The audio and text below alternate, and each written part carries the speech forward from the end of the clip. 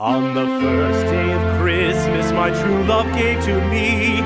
Bonjour à tous, aujourd'hui on fait la petite vidéo pour vous présenter Galerapagos. Galerapagos, c'est un super petit jeu en fait de survie, coopératif à la base, pour un peu style Koh-Lanta en fait. Donc du coup pour vous donner la trame, on était tranquillement en train de faire une croisière et donc du coup on se crache tous ensemble en fait sur une île déserte.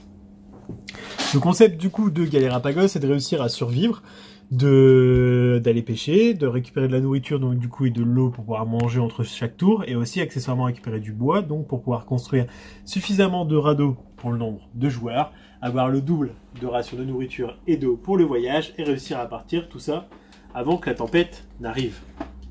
Donc pour ça en fait à un tour de jeu chaque joueur va pouvoir entreprendre une action parmi celles que j'ai citées, donc du coup aller chercher de l'eau, on va aller chercher autant d'eau que la météo nous permet. Donc, du coup, par exemple ici, là, ça me permettrait de récupérer 3 unités d'eau pour la tribu.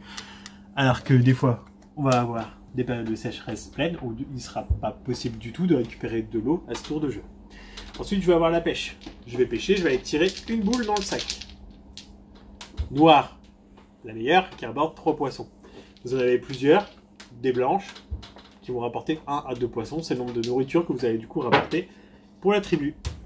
Après, vous avez l'action aller chercher du bois, donc aller chercher du bois gratuitement. Vous faites avancer le pion de 2 cases, sachant qu'il faut le faire arriver jusque 6 pour construire un radeau supplémentaire pour la tribu. On peut dire d'aller plus loin, en fait, de s'enfoncer plus profondément dans la forêt, mais à partir de ce moment-là, il faut aller tirer le nombre de boules nécessaires pour avancer en plus. Donc, par exemple, si je tire 3 boules, là comme ici, j'avancerai de 3, mais par contre, boule noire, morsure de serpent, donc du coup, je tomberai malade. Et je ne serai pas capable en fait de jouer à mon prochain tour de jeu. Ensuite, la dernière action qui va être possible, c'est d'aller fouiller l'épave. Parce que Galerapagos, c'est aussi un jeu en fait, donc du coup on peut s'équiper. Donc là, mon collègue va vous présenter en fait rapidement les cartes. Mais vous pouvez tirer en fait des cartes plutôt avantageuses, donc comme un pistolet et une balle, car il est possible de se tirer dessus. Mais aussi des objets complètement inutiles, comme un vieux slip sale.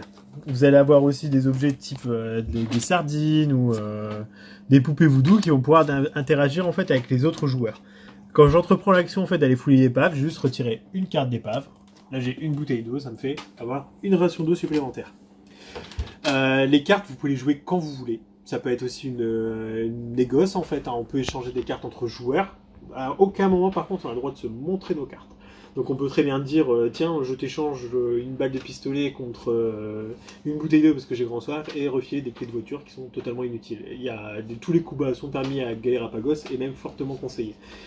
Donc comme je vous l'ai dit, à n'importe quel moment, un joueur qui a ces 2 objets peut très bien s'équiper d'un pistolet, puis désigner un joueur et lui tirer dessus. Si celui-ci n'a pas de quoi se défendre, il meurt. Il quitte la partie et il continuera pas. Après, vous avez des objets, donc du coup, pouvoir droguer vos adversaires et puis récupérer leurs cartes. Enfin, c'est un jeu vraiment coopératif, mais pas trop non plus. L'intérêt pour passer un bon moment, c'est pas forcément de gagner, mais c'est aussi de se tirer un peu dans les pattes. Et donc du coup, voilà, Galerapagos, un jeu qu'on vous recommande fortement. Belle journée à vous! On the first day of Christmas, my true love gave to me.